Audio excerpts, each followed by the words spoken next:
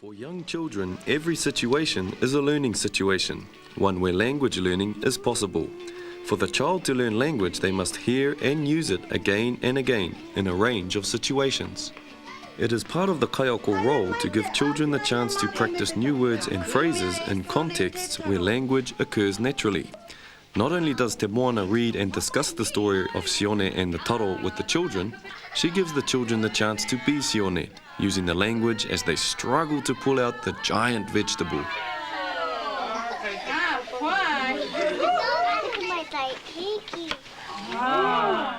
Tirangi has heard the story about the frogs many times. Today she wants to be the reader, and the kaiako encourage and support her in this role reversal.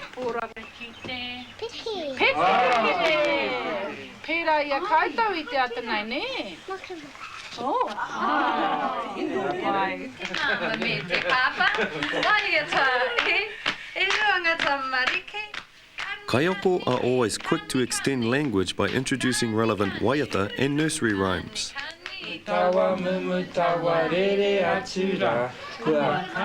Frequently too, the activities at the carpentry table, the painting easel and the collage table reinforce the language that has been the focus. Here the kaupapa has come together in a wallscape, providing an opportunity for revisiting all the language covered throughout the course of the Rangi Nui and Papatuanuku project. Manu.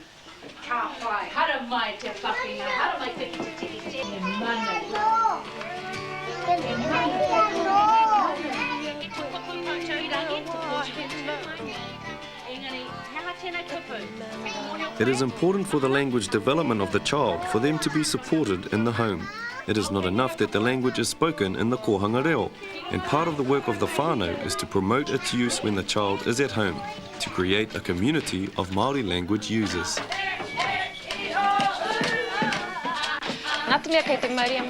Because I bring te maire to kohanga reo, it is important to support his Māori language development in that domain.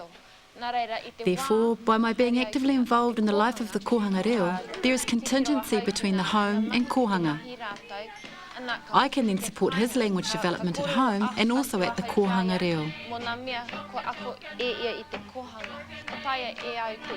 It's also important to support Te Maire's Māori language learning because it is central to his identity as Māori. It is the language of his ancestors and the indigenous language of this land.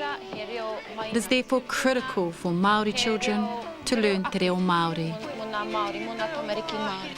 That involves whānau being involved in the life of the kohanga on a daily basis, encouraging them to spend time in the centre. Whānau need to be aware of the kaupapa and have access to the vocabulary.